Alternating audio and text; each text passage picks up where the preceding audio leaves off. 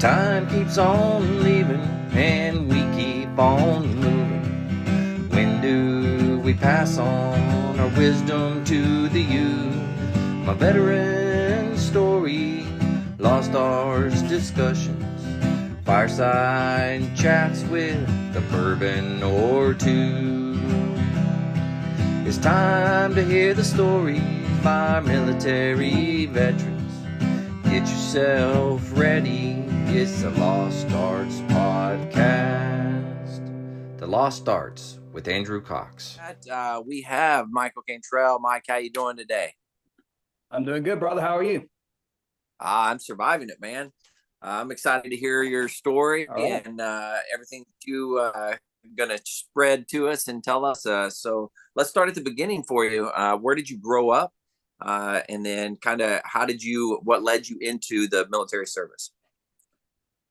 Well, I grew up in Trenton, South Carolina, somewhat of a small rural area. I got involved in band around sixth grade. I'm actually trying to remember the reason why I picked trombone specifically. As a fifth grader, they were going around and, testing out instruments. Me and a few of my friends were like, yeah, we'd like to do this. We all kind of picked what we wanted. Long story short, it worked out. It was something I gravitated toward. I had a pretty good band director by the name of Van Clark in middle school who was a trombonist himself. And I guess he saw a little bit of something in me at the time that, he kind of influenced me, pushed me. Well, I guess push is maybe a strong word. Definitely encouraged me to keep going and, it said, hey, you've got some ability here. Let you practice, and you'll be pretty good. So I went ahead and continued through middle school, eventually into high school, joining up with marching bands, jazz ensembles, all that kind of stuff, and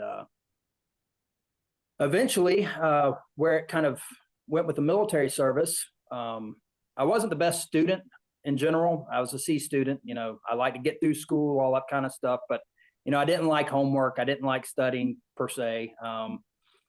So later on, in my 10th grade, 11th grade year, my dad especially was saying, all right, you need to kind of figure out what direction you want to go because, it's not looking like scholarships here, And guess what? We're not paying for college. That's something you need to do. You need to get scholarships. Mm-hmm. You need to, especially if you want a 4-year university, but that's not looking too likely right now. And that was back when, you had college bound and tech bound. It said, really, right. your options are, if you're eligible, go into military service. I have a family history of that, or go community college route, which, hey, is for that too. But really, that's kind of your options here. So my junior year, in the end of my junior year, pretty much decided I think I'm going to go military service. I'm pretty much done with school, or school's a great thing. Just I was kind of done with it. So I went in. I was the easy one, I suppose. I went in, sought out the recruiters. I wasn't too interested in the Army or the Air Force from the get-go. I don't know. I just wasn't drawn to it. The Marine Corps, my middle school band director had a poster in his band room of the President's Own, which I think he got from the Midwest Clinic in Chicago. Yeah. And it was a picture of the President's Own. And I was like, well, who are they? And they're like, that's the President's All United States Marine Band. They're considered one of the better bands in the world, wind bands. Oh, wow, really? So that always stuck out in my mind. So I'm like, okay, the Marines, that's a little bit, hardcore as far as what they do in general, but, might be something I consider. And then the Navy, I've got, my paternal grandfather was retired naval senior chief. Okay. Was in World War II, Korea, and Vietnam, so did the trifecta. So I'd hear his sea stories through the years, while he was alive, and that was always something that stuck in my mind. And also I had some military throughout the rest of my family as well. But anyhow, so I talked to the Navy recruiter, the Marine recruiter. the Navy was fine. I was actually looking at first toward them, but they were kind of more, all right, you do this, you do that, you want potentially music. All right, well, you got to talk to this guy and go down and audition in Florida, I think it was. From there, I'm like, all right. And I had to, be proficient in another instrument at the time. I'm like, I'm not proficient in another instrument or a singer. So that's not exactly, at least not right now. Taught the Marine Corps. His name was Sergeant Bates at the time. Well, he was a sergeant at the time. And he was pretty much like, hey, how are you? Come in, blah, blah, blah. What are you interested in doing? This and this and that and that. Oh, so you're kind of, what job are you interested in? And I said some general ones, I think, but then again, I didn't know much about the Marine Corps. So he gave me, MPs, this, that, admin, the grunts. But I also, I'm also into music. I'm in the high school band. Is that something y'all do as well? Yeah, we do. But he kind of put this, I don't know, I mean, that is if you're good enough for it, kind of, the Marines always put forward that that challenge of, we don't necessarily need you. Yeah. And it was kind of drawing, because while he was welcoming, he wasn't like, hey, do this, do that, I need your, he was kind of, hey, you either join us or you don't. So that actually drew me more into with the Marines. And anyway, to get on with the story with that, eventually he put me in. I would say that tactic that they use has worked over and over and over throughout the years, that whole we don't need you, you're not good enough type of thing. That's got hooked a lot of people. I think it has. At least at the time, it worked for me. Plus, I'll be honest, that recruiting office fit the bill. Physically, they kind of were the poster children for the Marine Corps. Now, even looking back on it now, and compared, not to slide anyone else, but I'm like, I had some sharp recruiters. They looked the part.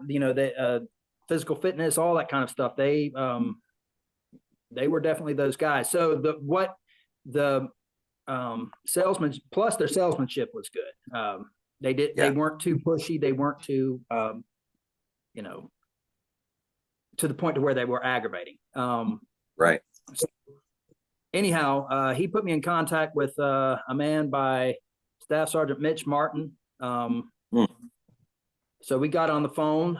He asked me some general questions, kind of my musical experience, what I knew, all this kind of stuff. And basically after during the phone call, he could tell, okay, you need some work. I can already tell just by your general knowledge, you know some stuff, but you don't really, the whole musical spectrum, you're not really proficient on.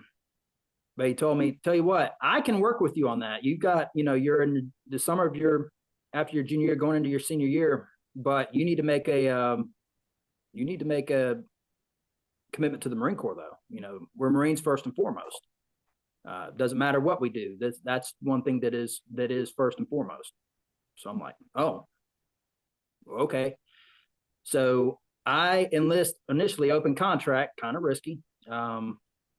In August of 2003, beginning my senior year. And so anyway, that the journey with the recruiter, being in the depth, started. I would talk to Staff Sergeant Martin around once a month, give or take. Sometimes it's a little more than that, just to check up. He would have me play over the phone. Around, I want to say December time frame of 2003 or January of 2004. I can't remember which. We actually went ahead and did a audition at the recruiter's office. Didn't pass it. It was still like, yeah, you've gotten better, but you still got some work to do. Okay. Right. So we keep going at it. Keep doing the DEP program throughout the year. Graduation comes up. And this all right, senior year? Now I have the. What's that? It's your senior year at this point? Yes, this is the senior year, going into 2004. All right, I get to the end of the senior year, graduate. Okay, now I've got the diploma. All right, so we got that last thing we need, for you to go ahead and go to Paris Island. However, I still hadn't passed this audition. So we're trying to figure it out. I graduated in, I think, around May 25th. My ship date was June 21st, 2004. So it's getting close. We get it to where a week prior to me shipping, Staff Sergeant Martin had, he was busy doing some things, and he's like, listen, it still hadn't worked out, but tell you what, if you can meet me down at Paris Island on such and such date, we'll go ahead and do another audition before you ship, and we'll see where we're at. Again, do you want it or don't you? So I went ahead and went with my dad down there, found the band hall, met him there, auditioned. At the end of everything, he said, all right, well, I can tell you've worked. I can tell that you've done pretty much what I've asked you to do. But I can tell you are literally on the fence. You are on that line. Right. A lot of times when you're on the line like that, we side with no. However, again, being that you did what I asked you to do, that shows that you're willing to follow orders, that you're willing to work on things, you're willing to do as we ask you to do, which you're going to need that in the Marine Corps. So I'm going to take a gamble here, a big gamble. I'm going to go ahead and say yes. I understand the School of Music is going to be challenging. It's going to be something that is going to push you, and you're going to have to work. Okay, I was elated. All right. So it went from open contract to 5,500, I believe, general musician or whatever that right. Beginning number is. And so now shipping was not, had a lot of stress off my shoulders. I got the MOS I wanted. At least I had the opportunity to go to the School of Music, and shipped off the next, what was it? The next Sunday, we met at the recruiter's office, went to a hotel. They put you up in, and then that day, the Monday, they send you through the final parts of MEPS to make sure everything's still good, all that kind of stuff. And then they do the final swear in, and now you're in. And then coming from Columbia, it was only a 2.5 hour ride. So, they just shipped us off in a van. Okay. And then, it's on to Paris Island, which I was one of the few ones that actually got there in the mid part of the day. I actually didn't arrive on the bus at night because I wasn't coming from the airport. We got there kind of early, and we're, kind of got the early, hurry up and wait thing that they do over there.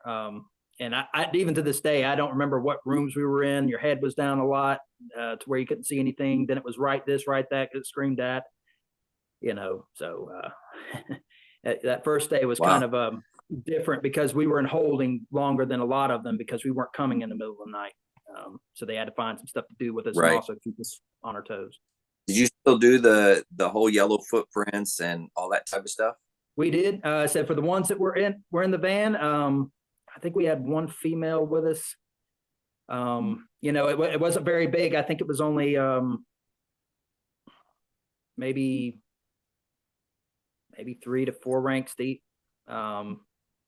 Not very many bodies, but they still give you the the general welcome as you will, and go through the silver doors that they have. Send you to to do the flat feet check. I didn't know for a long time what that was, but they were checking the arches of your feet. And then into a classroom, and that the contraband thing, all that kind of stuff. They went ahead and got some stuff out of the way, but then of course it was heads down, heads up, drink water, here's your canteen, drink it now. You got like 10 minutes or whatever it was, but finish it. And that was warm Beaufort, South Carolina, sink water. I think after finishing the jug, I think when we went to the head afterward, I think I literally got sick, if I remember straight. I was like, I don't know how I'm going to live. I don't know. This is disgusting. This is awful. This is what we're getting. I mean, yes, it's water, but it was city. And for those that know the Beaufort area, that is some very treated city, disgusting water. I was like, I don't know how I'm going to make this. Just this part alone, I don't know how this is going to work. But, you know, but anyway, that was the beginning of that whole journey. That's pretty good.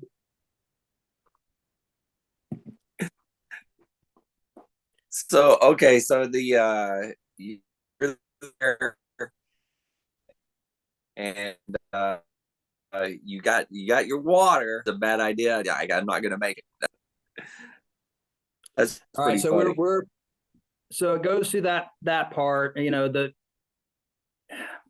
first week is what it is. You're just going around checking into things. You have no idea what's going on. They're teaching you a few things here and there, but for the most part, it's run around and route step.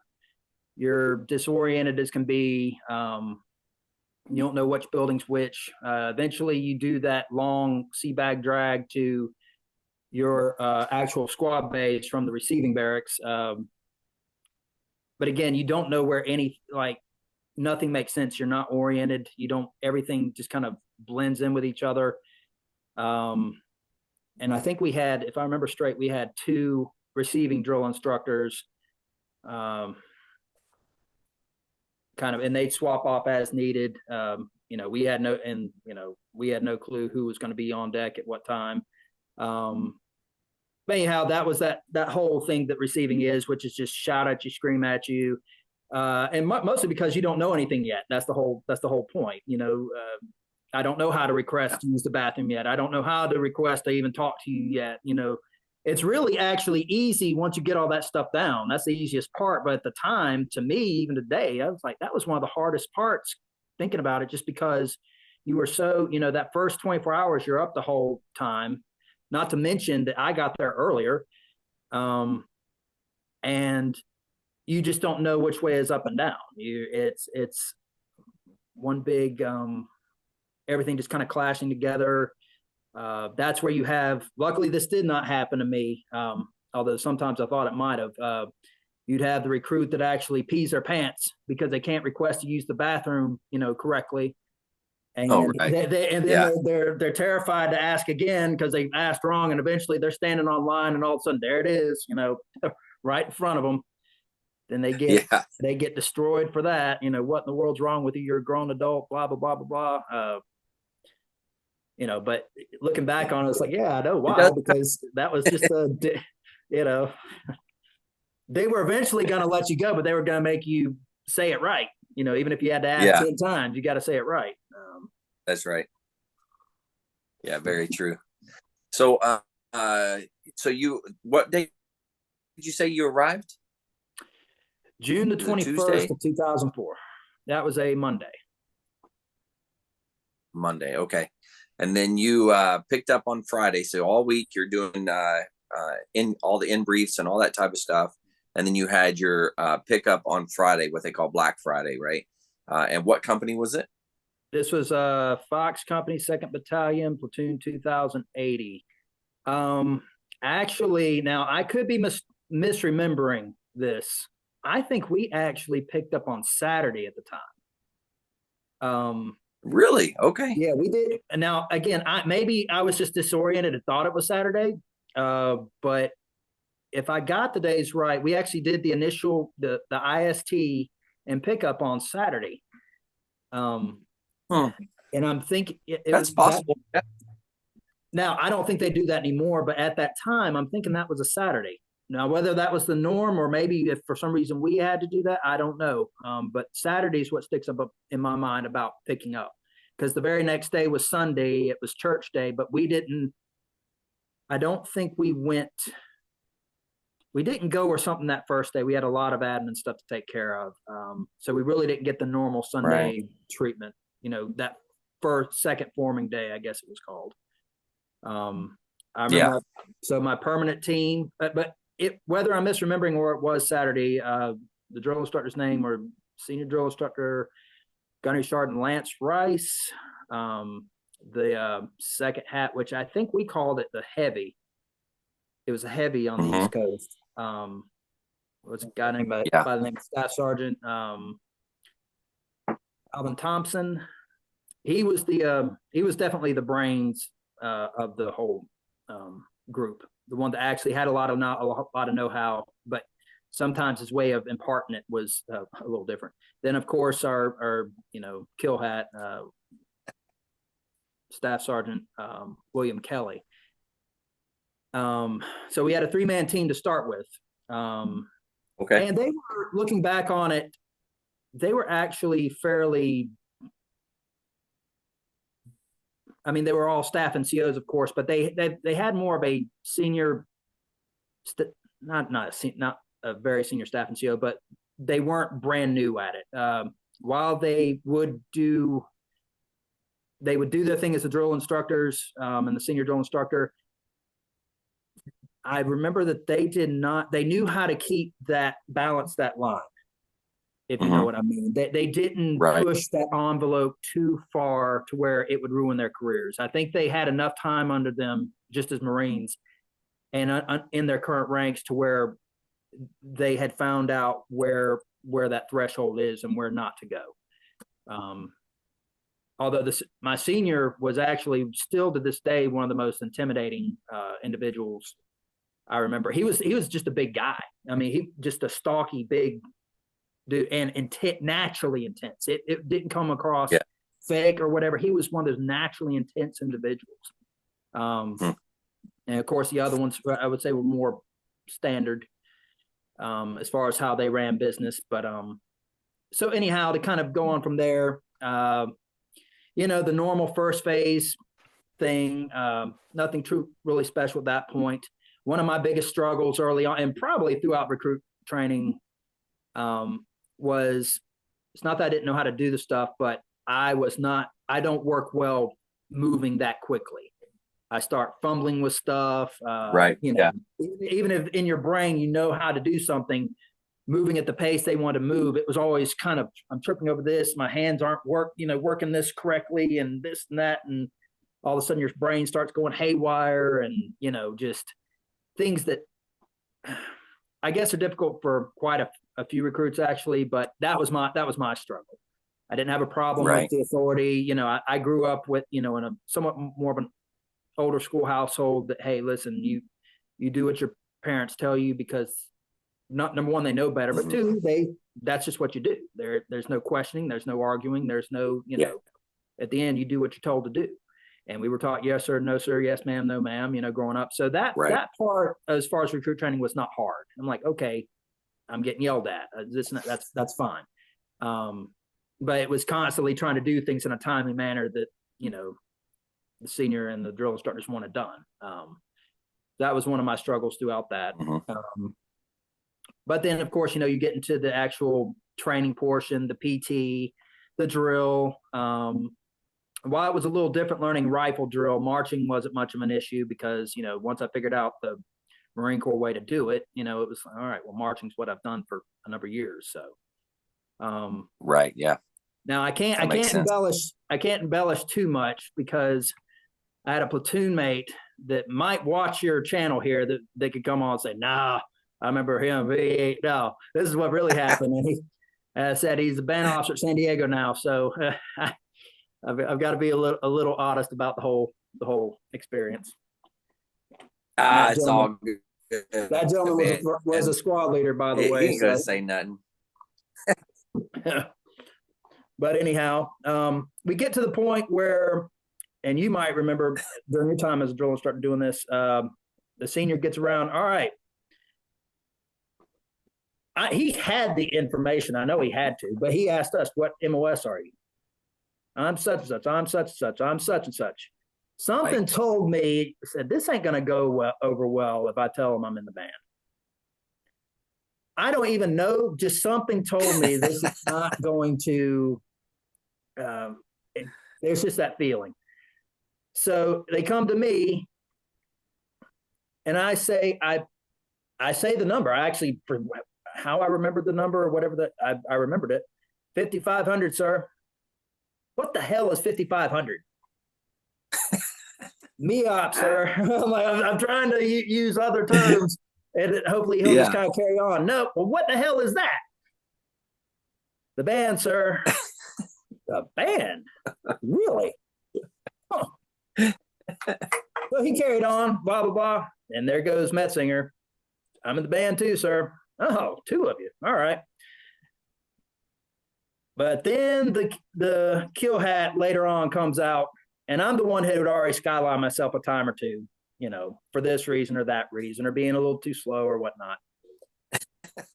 He comes right up to me in the best voice possible can. Hey, Cantrell, you in the band? Yes, sir. I figured you in the band. Get on my quarterback. He was one of those that he didn't just yell the whole time. He talked in certain ways like, I'm about to mess with you hardcore. So he had his fun. Yeah. The other ones really weren't that interested in it. Anyhow, as recruit training carries on, you go through swim week, that's fine. Second phase, this and this and that. Well, we get to the rifle range. At that point, we actually pick up a new drill instructor who was a gunnery sergeant that just graduated. And, he's, brand new to it, treating us like first phase because he's going by the book. And also he's the junior guy. Usually I've heard musicians we do great at the rifle range. Mm-hmm. At least in boot camp, I did not. It was funny. I don't know if it was the stress or the pressure I put on myself to qualify.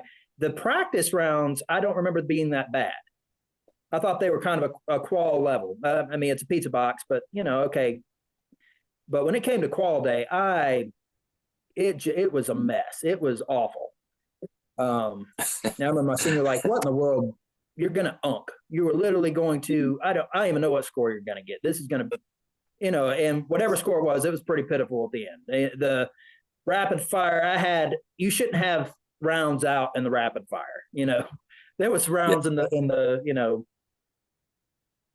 in the two, all that kind of stuff. I'm like, it was anyhow, failed attempt. And there was a potential tropical storm coming, so we had to kind of bear down through that throughout the weekend. All right, so a handful of us had to go back. We had team week the next week. Mm-hmm. Perfect setup because they know that one is where they have some that have to go redo. So we go, give it another attempt. Still not successful, although it was better. It was better, but still not successful. I'm getting frustrated by this point. Like I don't know what to do. I'm not doing something right. I think I'm doing it right, but I'm not, and this and that. My rack mate, I'm trying to remember his name. We were talking when we shouldn't have been talking. I guess the fire watch didn't really pay attention or maybe we were better at it than I gave us credit for. But we were sitting there talking a little bit, and he just said, dude, at the end of the day, look, you can do this, but you're going to have to actually do it. There's no,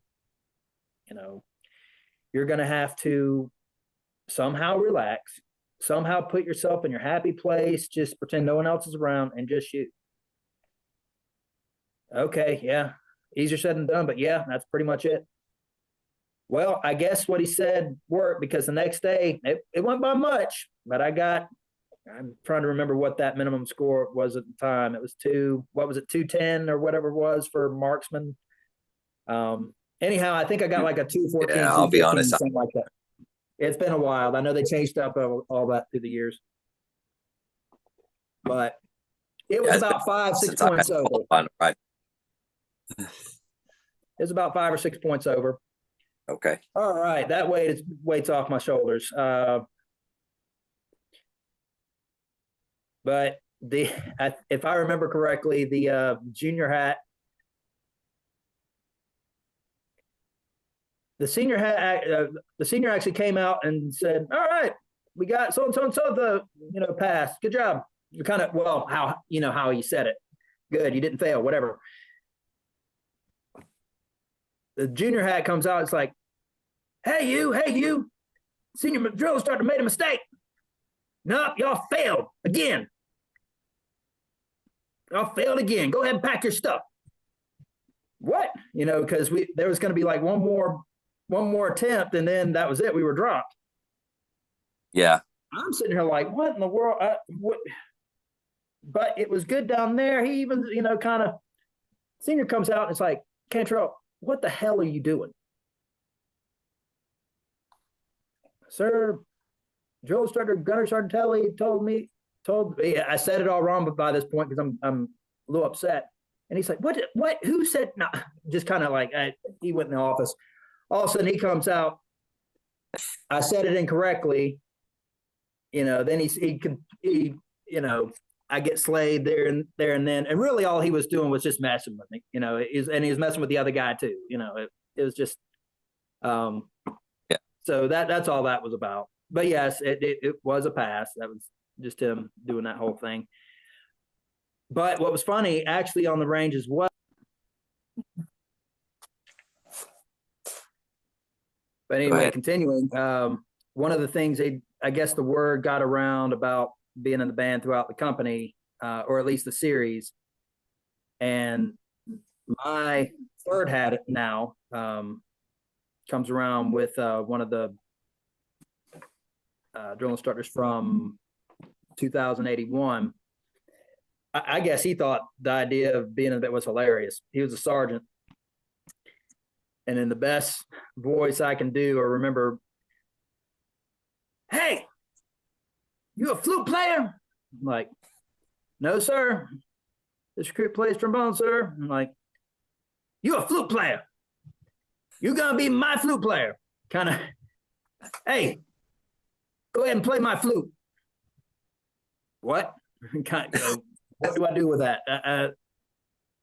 Play music. I don't know. Long story short, I end up making all kinds of audible sounds, just coming up with some random stuff, going up and down, marching up and down the catwalk, leaving my partner, to pull pits by himself, and they're getting in everyone else's way while they're pulling pits. He's like, all right, turn around. So I'm going back. My drill instructor's just laughing, having a good old time. Everyone else is trying not to lose their bearing on there because, they're not allowed to laugh. And I'm just like, well, I mean, I guess I'm not getting slayed right now. So this is humiliating as can be, but, it could be worse, I suppose. Through the rest of the cycle, whenever we had a group thing, he would come to our platoon. Where's my flute player? And he'd always wait to where the senior wasn't around, whatever. It's just the third hat, whatever. He knew when he could do it and when not to. Yeah. And that was through the rest of the time, basically. It's just one of those things I had to deal with, and it's one of those things, hey, get some thick skin. Yeah, they're going to mess with you. It can always be worse. Get through it. That's true. Resiliency, whatever. Yeah. So anyway, you get through that portion, go through, the Crucible, what was it, BWT, the pre-Crucible thing. It was similar to San Diego. We just didn't go up anywhere else. All the field work. Yeah. And, getting into third phase, getting that stuff ready. So the rest of recruit training was not anything special per se. It was, it was pretty standard. We didn't have anything real crazy happen, other than right after the Crucible, we went ahead and pre-prepared all our stuff because we may have been evacuating. I'm trying to remember which hurricane was coming up through Florida at that time. Was it Matthew? It was one of the ones in fall of 2004 timeframe. Anyhow, we were getting prepared for that. And we had 2 weeks left. That was when we had 2 weeks before graduation after completion of the Crucible. We did emblem ceremony on the parade deck. So, you weren't Marines for that period of time. Anyway, so you didn't become a Marine till like the day before graduation. Correct. Okay. That was during that time frame. Right. And actually, final drill for us was after the Crucible, and so was the final inspection. Okay. So we had to kind of flip, back into polish and drill mode, again for one last week. Right. Yeah. So but yeah, so the CG decided, okay, things are going to be decent enough to where we can all stay, so we didn't have to go to Albany. And we graduated on September 17th of 2004. Okay. And of course, after that, that's your drill instructors wish you well. You really find out it wasn't personal. They didn't actually hate. Well, they might have didn't like you at the time, but they don't actually hate you. They don't, they actually, hope to see you do well because, ultimately you find out, they trained you, when they, I'm sure, very well, the recruits you put out or the Marines you put in the Fleet Marine Corps, you want them to do well. You want them to be, not only make you proud, but, your name's tied to them forever. So, Yeah, very true. Very true. So, anyhow, they gave us our congrats all in their way. And, we went on about, the 10-day leave period. And, MCT is MCT, nothing really special about it. And graduate MCT. And, bus up to the School of Music, from the East Coast. It's just that, 2.5 hour bus ride from Lejeune. Yeah. And checked in. Oh my goodness, was it? It was in the middle of the week. I think it was a Wednesday. It's either Tuesday or Wednesday. I can't remember which. And 8 o'clock, 8:30 in the evening, whatever it was. Checked in with the front desk and the OOD, it was the OOD at the school. Yeah. And of course, they got one of the Marines to kind of take us to the barracks and get us a room, all that kind of stuff. I ended up rooming with Randall Metzinger. Made sense. We already knew each other. Yeah. Who was the platoon sergeant then? Gunnery Sergeant Jay Dahlberg. Dahlberg was, okay. Mm-hmm. All right. So the staff at the school at the time was Chief Officer 3 at the time, Alex Gray. Master Gunnery Sergeant PV was on his way out. I think he had a month left, if I'm remembering correctly. Let's see. I said Gunny Dahlberg was the platoon sergeant. We had a med hold basic student by the name of Corporal Jameson, who was one of those, she had some kind of longer term medical issue to where she was out of training for a while. But, back then, I'm not sure if it's still the same way. You would pick up corporal unless you were non-rec. So we had a basic student as a corporal. So they kind of made her the clerk or whatever, the office clerk or something like that. Yeah. And some of the other school staff, at least on the Marine side, was Staff Sergeant Colleen McCartan, Staff Sergeant Judd Howery. Oh goodness, what was I'm blanking on his name. A gunnery sergeant. Paul Crimmins. Yeah.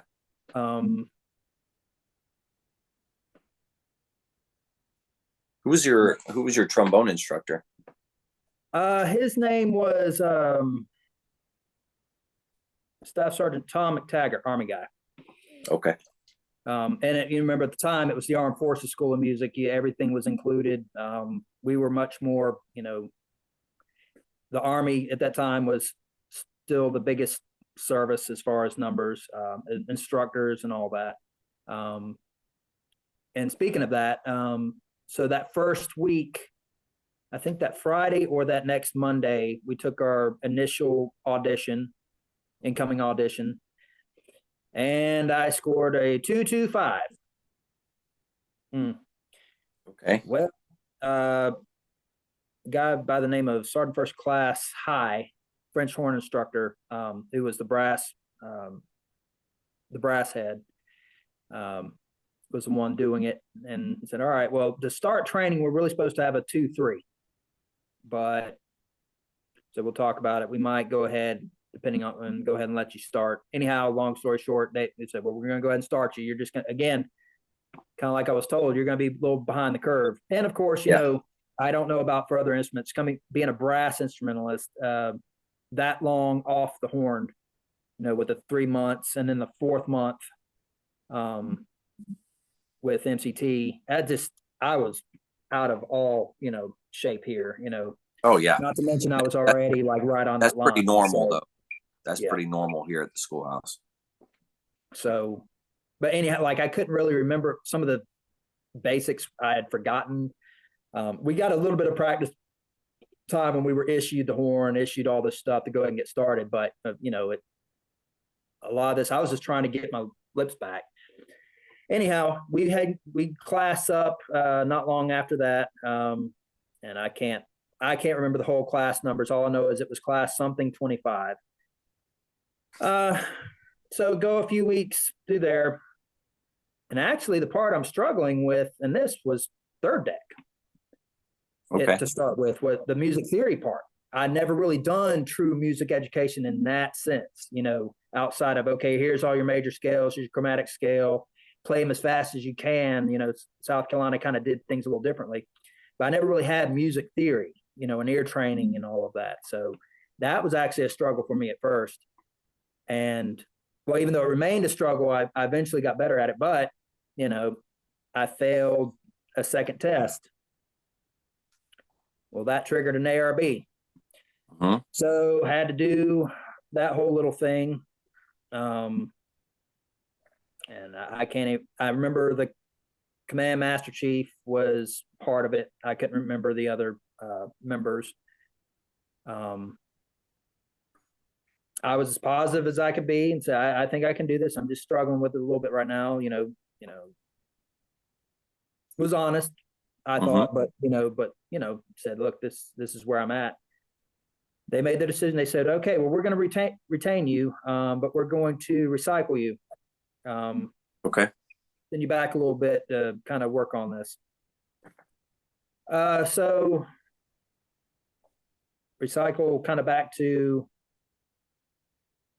you know, the kind of toward the beginning of it, because the other class came in.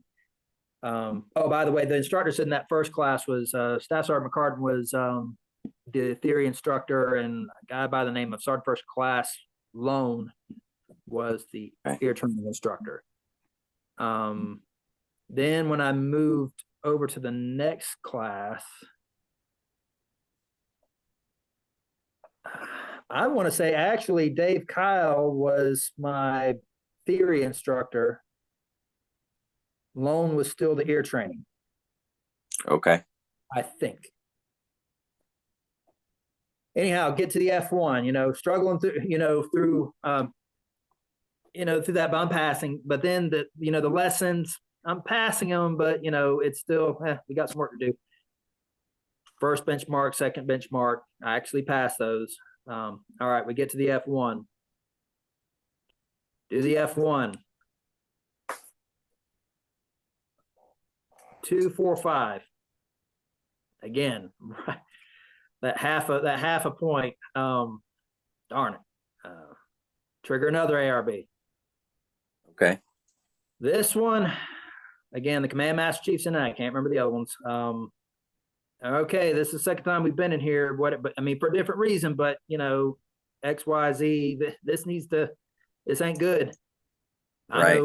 I know. But I'm that close. I can do this. I can get through it. Just I need to have a better audition day, maybe a little more prep, but my practice hours reflected, so that wasn't the issue. Good.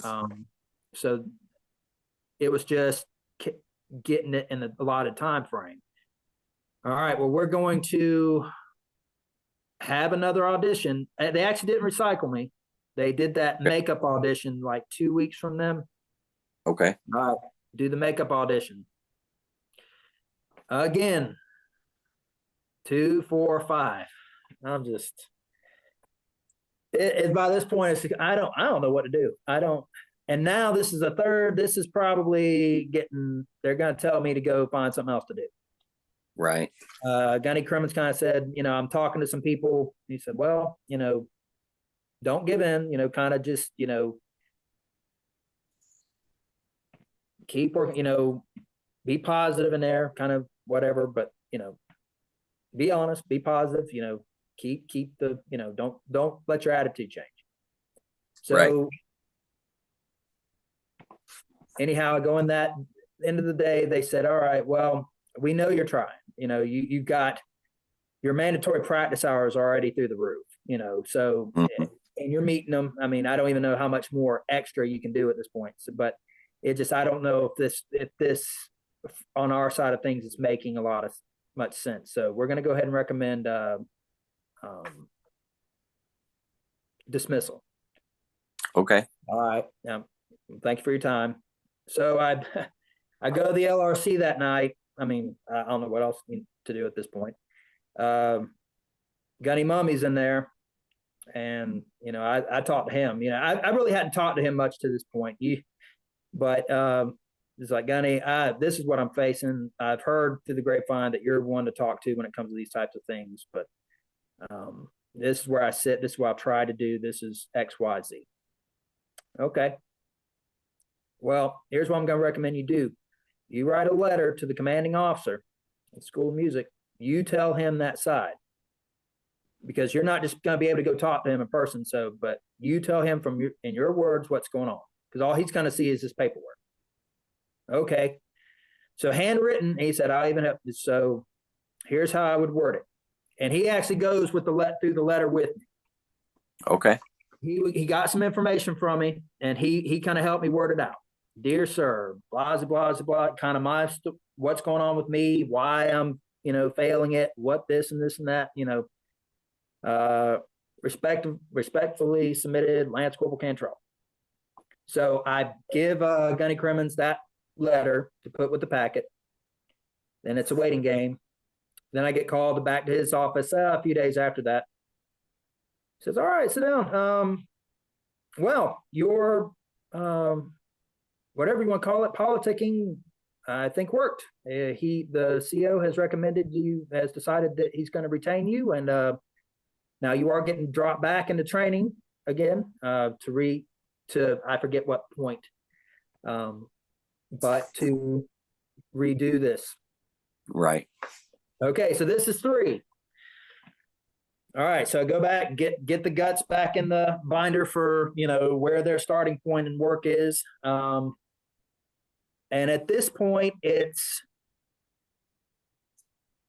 there was an Army guy that was I can't even remember his name, that was theory, and Gunny Mummy's air training. And actually, now the ear training, I will admit, somehow got better. I don't know how he breaks it down, but it made more sense coming from him. He just had that ability to impart that. So we get to the F1 again. Long story short, this time 255. All right, second phase, and I get to stay. All right. Then we get the whole thing. And by this time, the platoon sergeants had changed over. Sergeant Lacey Sullivan became the platoon sergeant. And I think that was, now looking back at it, she was going to eventually be classing up with the ULC, but they had her filling in as platoon sergeant for a while. So she, all right, we're going to go ahead and get kind of the wish list, all that kind of stuff. Where do y'all want to go? My choices were, I'm trying to remember the order. It was, I think, Okinawa, Paris Island, Hawaii. Go away, stay home, go away. That was my kind of, plus they seemed like the other 2 places seemed like neat places to go. And, and then I had the one familiar one that, wasn't that far from home. Right. Yeah. Then not long after that, we get me. If you remember PFC / Lance Corporal Jesse Click. I know that name. I can't remember. I can't place a face, but yeah, I know the name. Well, he might come back up later in the story, potentially. anyhow, trombone player, guy named Posick was another one, and then me. So they were placing trombones. They said, all right, here's your choices. Pendleton, Miramar, San Diego. California, California, California. All right. Well, that wasn't on my radar, but so we talked about Posick. I want Pendleton. I want division. Cool, dude. You have that. Click said, he was from Pennsylvania. I think I really want the depot. You know what that said? I'm like, cool. I really have I'll go to Miramar then. It's all the same to me. Yeah. So then the next day, all right, Posick, you're going to First Mardiv. Click, you're going to San Diego. I'm okay, Cantrell, you're going to San Diego. What? I guess they lost the trombone, whatever the situation. So I'm going there too. Okay. Okay. All right, going to the depot. All right. Again, not really realizing, I know they're in California, but I don't know exactly the proximity. I've never been out there. Anyhow, all right, so we got that. Go through third benchmark, fourth benchmark, get through those. Again, still a struggle, but getting through it. Improving slowly but surely. Do the final exam for ear theory and ear training. Pass them both. By the grace of God, passed them both. Whew, off, that part's off me. Yeah. We do the F2 towards the end. All right. You do this, you're on OPG status. F2. 265. Can't. You needed a what? 2.7? 2.7. I'm like, come on. But I'm at this one, I'm like, all right, I'm this close to it. That's the only thing I've got left to do. I pretty much went to the ARB. This time it was, I want to say Brian Sherlock was in there. Okay. Judd Howery might have been. Yeah, Judd Howery was. We actually have more Marine representatives in this one. Of course, the Master Chief. And I pretty much went there and if I remember straight, actually kind of came out of myself and almost, not disrespectfully, but almost took over that conversation saying, listen, I'm this close. I know what I need to work, but I am literally right there. I just need 2 more weeks or whatever to get this polished up a little more, to get over the hump. Well, I guess they took like, all right. Well, again, your practice hours match up. You're doing what you're supposed to do, and even a little bit more, however that's possible. Again, you pretty much have to live here. And I was basically living in a practice room. Now, was I consistently that long literally practicing? No, because my attention span is just not that good. There were times I was sitting there just like everything kind of just circling around. I'm hating it, but it's necessary working on this stuff. And right. Yeah. Anyhow, getting through it. We get through these 2 weeks. The only thing I pretty much have to worry about is, the practice room. I don't have to be upstairs in class, all that kind of stuff. Just work on that and whatever field drill commitments I had, for second deck and rehearsal and all that stuff. Take the F2 again. This one's the makeup F2, so it's not with a class. And I said, well, let's do or die on this one, So I was prepared, and I even took extra along the way. I took extra lessons. I took the lessons from the euphonium instructor, being that's the closest instrument.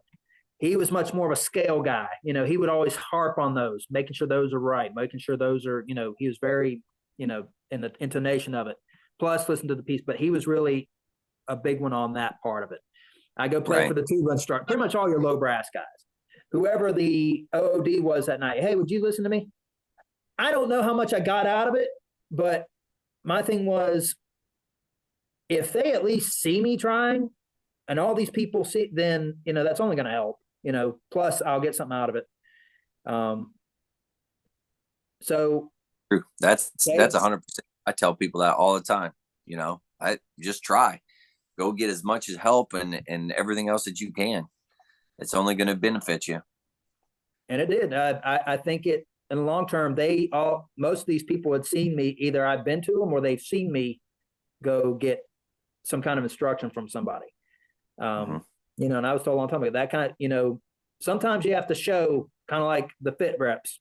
You have to show what you're doing. You have to show what, And anyhow, the second F2, all of a sudden my instructor goes in there. It was the euphonium instructor, Sergeant First Class High, the brass branch head.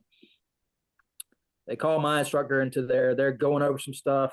I'm like, this is taking a long time. This can't be good. It's like they're almost telling me how to let me down again, or not that they did, but telling me the results. Yeah. Then I come in and instead of this, okay, have a seat. How do you think you did? Blah, blah, I was getting, it's like, all right, well, by the skin of your teeth, 2-7, right on the dot.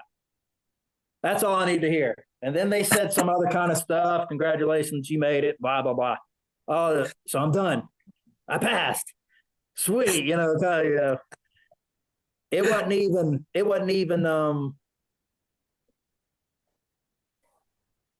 I wasn't even able to get back upstairs. Colleen McCartan came and found me and gave me a hug. That it was word had already spread. And then I was in. We had to audition in Blue Dress Deltas at the time, so I asked her, well, so and so has this going on, whatever. Am I allowed to go change at this point? Like, yeah, you got it. Go ahead and get your deserts on. So you wore the deserts as the OPG status. Sweet. And I was like, I get 2 weeks of this because the other class will go till the beginning of this week.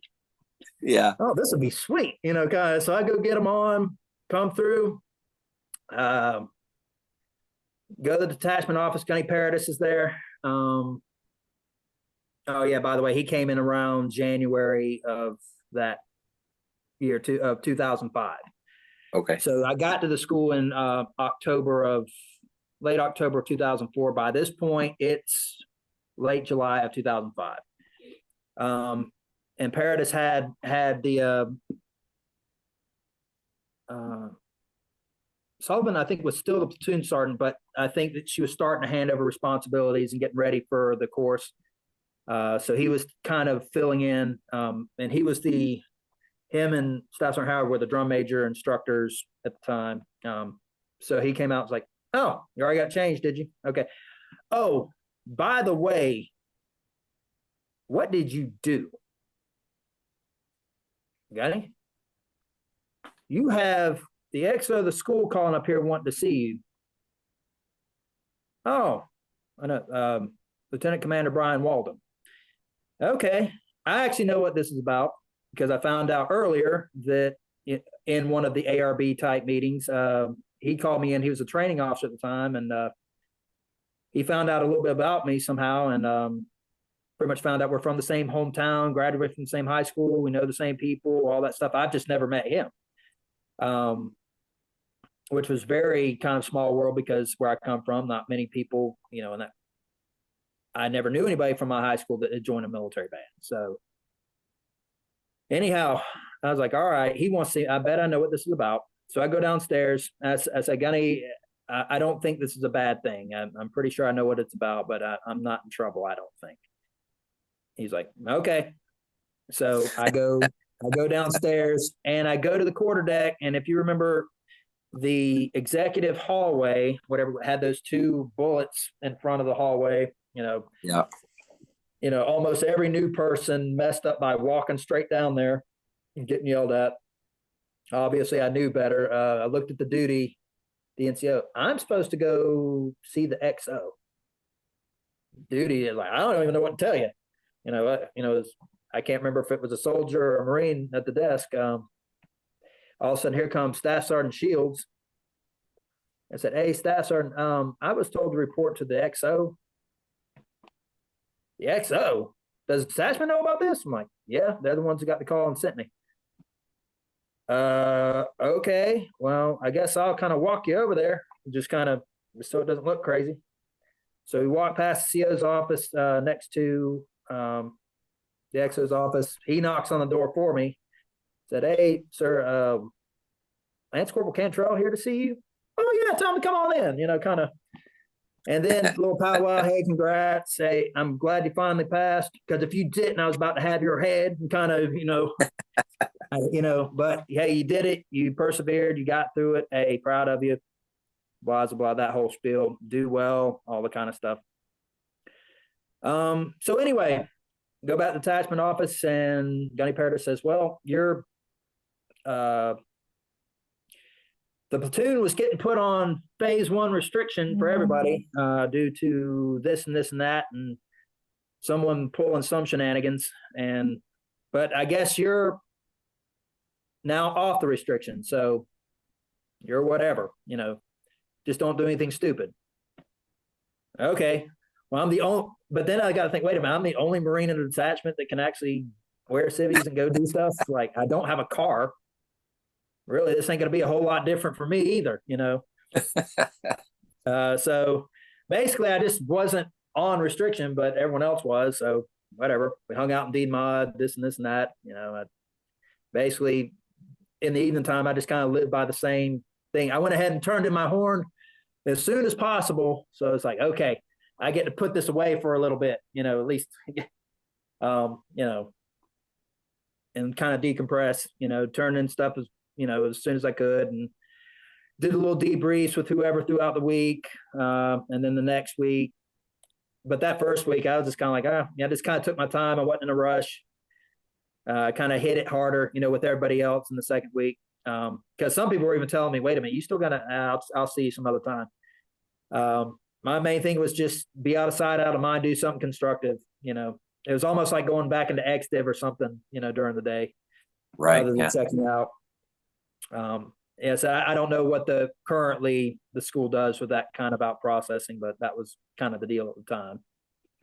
Yeah, it's pretty close to the same. Yeah, pretty close. But anyhow, the next week, check out with the remainder. Me and the class, I'm great, even though I didn't was never in that next class. I still knew the people there pretty well. We hung out, did some things. Graduation day came. Parents got to come to it, all that. It was great. Before then, it was about 2 or 3 days before then, Paradis asked, all right, do you want to take your kind of leave here now, or do you want to take it with the band? It kind of depends. When's the band taking it? 2 weeks. Oh, well, I guess I'll take it with the band then, because no sense of me just kind of hanging around. Really, looking back on it now, I wish I would have gone ahead and taken the leave from the school and showed up to an empty band hall, pretty much just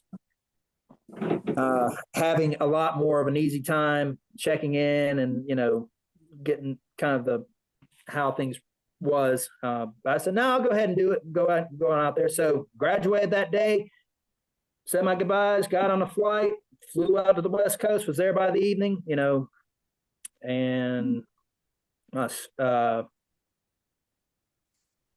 Corporal at the time, Andres Navarro, picked me up with PFC Jess Click, and took me there, met my squad leader, who was Sergeant Sean Preston at MCRD, and it was a Friday, so just checked in with the OD, put my name in the book.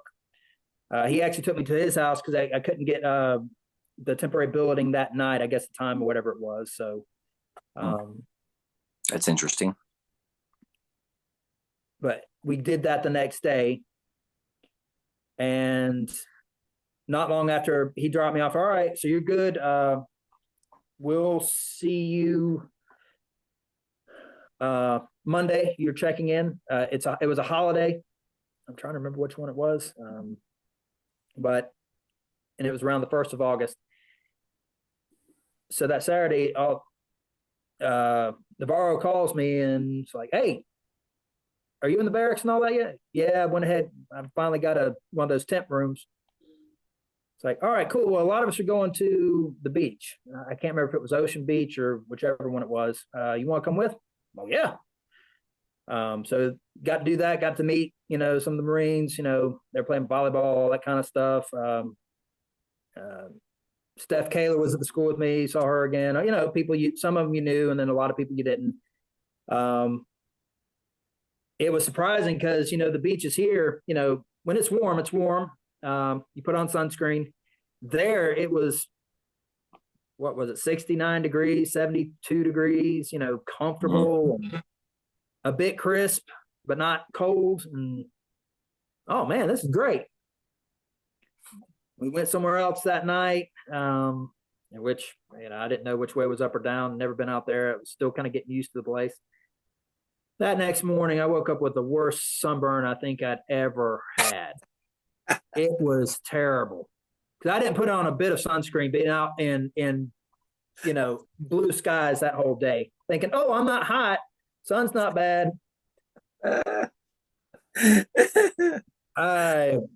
how it gets you. And it's like, dude, I think I'm gonna get trouble because we can't get sunburns. No, you should be fine as long as you can check in on Monday. You should be okay. Oh, that's okay, funny. man. That. So Sunday, trying to take care of that. Monday, took my stuff to the band hall. Sergeant Preston kind of helped me prep my stuff. Made sure everything looked good, all that kind of stuff. And telling me how I really didn't know how to iron or take care of a service or blue uniform yet. I thought I did, but as it turned out, I did not. My creases weren't sharp. My tie was all jacked up, this and that, And he wasn't ugly about it by any means. He was just kind of, sorry, I'm adjusting this. Oh, you're fine. But basically, okay, this is how you iron a crease. This is how you do this. This is how you do that. Yeah.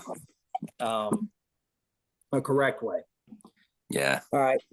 So, all right, look presentable. Going to start check-in, going around all that. Every step I took hurt. Every movement hurt, with alphas on and that. So I was trying my best to just keep bearing and rock around. And there's drill instructors walking all around. I'm like, oh crap, this again, just a different setting, hey, good morning, Staff Sergeant, good morning, Gunnery Sergeant, good morning, Sergeant, whatever. And they just kind of look at you and go on about, you do what you're supposed to. So checking in, this and that, trying to act like nothing's wrong. Never mind the fact I'm in immense pain. So that's awesome. That first day was that, but it was a holiday. So really it was, and I can't remember why I was checking in on a holiday. Oh, I'm sorry. No, it wasn't an actual holiday. It was a comp day for the band. The band had a weekend gig or something. So they were just that was a day they had off. That was what it was. So it was a normal work day for everybody else.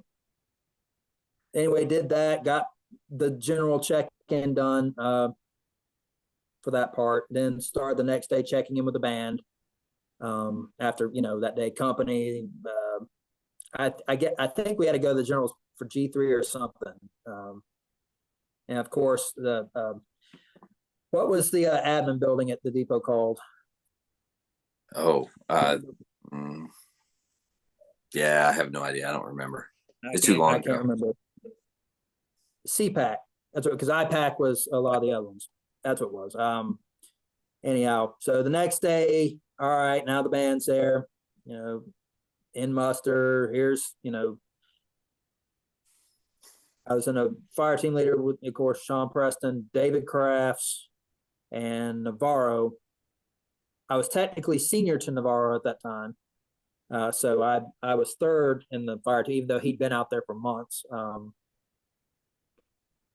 Anyhow, that whole thing, getting used to everything, checking in with the band. The staff at the band at the time was Chief Officer 2, Ed Hayes, Master Sergeant Dan Price, was bandmaster. Enlisted conductor was Staff Sergeant Joey Payton. Drum major was Staff Sergeant Sean Schmidlin. The SEL was Staff Sergeant Adam Pezdek, and IRT Gunny Dave Studer. So that was the command element. Checked in with them. got the spiel for all of them, expectations, all the do's, don'ts, well, general expectations. Observed grad that first Friday and Thursday. And of course, then they were still doing emblem ceremony. It wasn't just family day. Yeah. They all did the emblems on the parade deck, just like the East Coast did. Except there, the band played for it. It was done by Can Music at Paris Island when I did it. Mm-hmm. So I was kind of like, oh, so we actually play for this here. Cool. All right. Then, of course, the grad, and the grad's very similar, almost the same music at the time, quite honestly. But yeah. And then it was hit the ground running with the band, right? Yeah. After that first week, you observed it now, you've done it now the second week. Now we're taking leave after that. But that second week, all right, you're in rehearsals. You're no longer checking in, you're doing that. Now we're putting your feet to the fire. Yeah. Well, hey, let's cut short here, and then we'll come back and finish the rest of it. Okay. But because I want to hear about the rest of the time in San Diego, and then what happens after you get out of the Corps and all that good stuff as well. But to all the listeners out there, thanks for tuning in. Thanks for coming in and checking these things out.